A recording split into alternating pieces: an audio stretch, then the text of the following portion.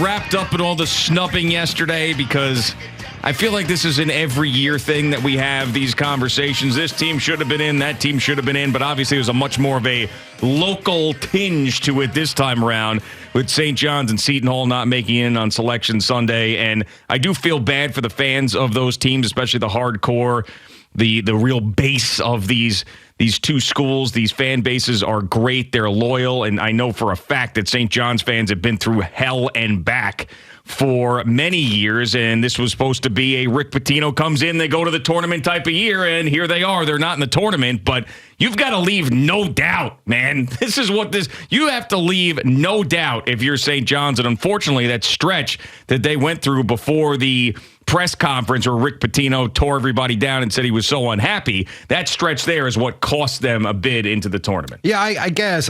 To me, a lot of people complain about stuff and they don't really come up with solutions. So I'm here to try and come up with a solution. A solution, because I think it sucks that St. John's isn't in the field of 68. It's not a field of 64. It's 68. I think it sucks, not that I watch them, but a team like Indiana State is not in the field of 68. I'm only familiar with them because of Al. They were in the top 25 as recently as February, and I know they lost a couple of games. They got bounced out. I think it sucks that a team like Seton Hall is not in the field of 68. And so you sit there and say, so what's the solution? Because there were 5 of these tournaments yesterday that stole bids. So if we're going to use the net ranking, which is basically we're in an era of stats and analytics. Would you not agree? Yeah, of course. It's all about the numbers. So if we're going to use net rankings for a lot of what we do now in terms of quad 1 wins, quad 2 wins, strength of schedule, to determine who are the best teams in college basketball, then let's use them. So a team like Indiana State that has a net ranking of 29, which means there should be, theoretically, the 29th best team in the country, how are they not in the field of 68? If St. John's has a net ranking of 32, how are they not in the field of 68? Because so the guys who pick the teams don't use that. So that's why. And they should. And that's how it should be. If the rankings tell me the 29th best team in the country is not good enough to be one of the 68 teams, then get rid of it all and let's just make it an eye test thing. But and that's what Rick Pitino said. We should never mention the net ranking again because it's useless. Or we should, and we should use it to put the right teams in. All right, so you sit there and say, well, but what about the automatic bids? I look at it this way. Here's my solution, okay? And you tell me if this is so far out of reach and so far-fetched that it's stupid. You've got 32 conferences in Division I basketball. Yes? Correct? 32? Yeah, I'm sure, okay. Yeah.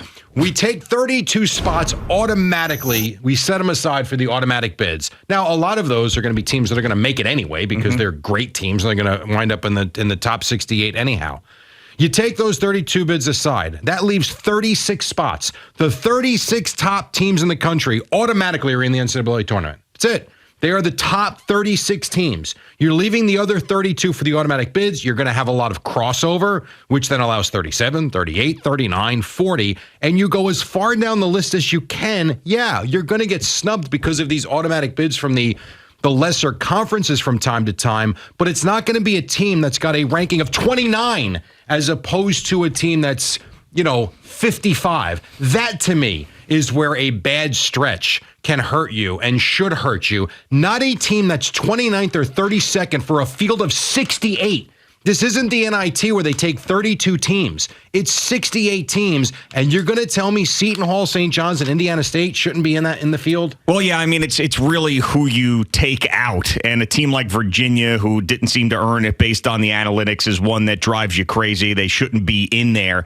But here's what you do if you end up going with the pure analytics and the net rankings and all that stuff. It becomes the BCS that everybody hated, where the human in the room doesn't count anymore. It's all just computer analytics stuff. And that's why college football ended up coming up with this committee, because what was going on with the numbers and the computers and the analytics wasn't working for most people. So, I mean, there's going to be, the bottom line is, your idea may work better and may make people feel better in a year like this, but every year is different, and there's going to be times when people are going to be like, analytically, that team says that they're this good, but this team here is so much better than them, and if we keep going by the computer and don't use humans, then we're never going to get the best teams. Here's the difference. The BCS and football, we weren't talking about 68 teams. This is a large field.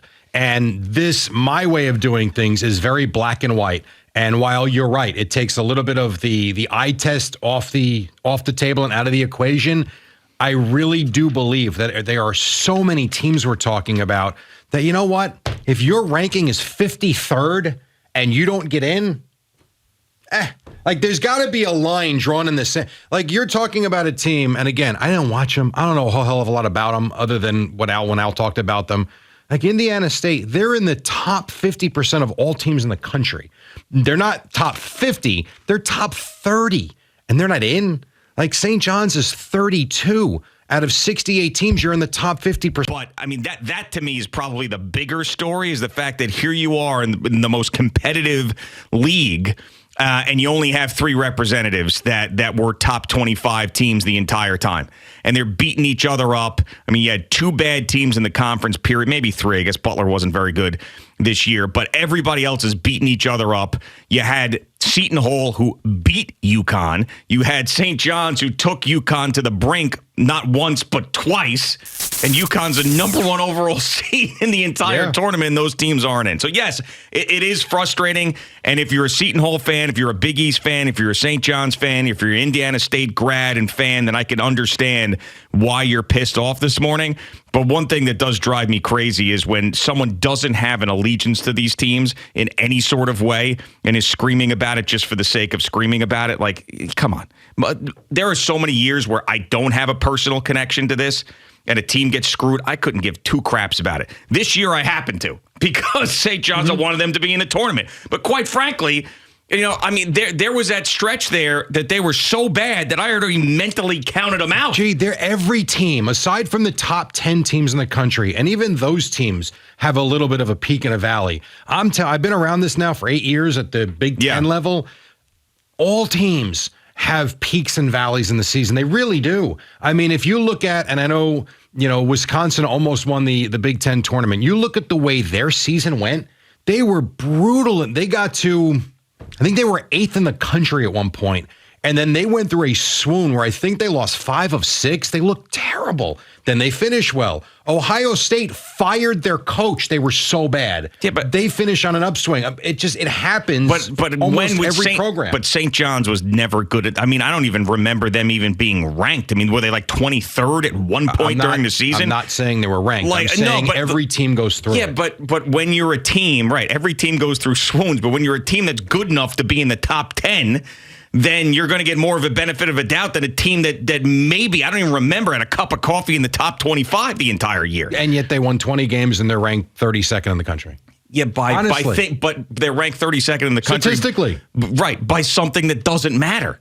So but it should matter because that's what it's created for. If it doesn't matter, then what's it there for?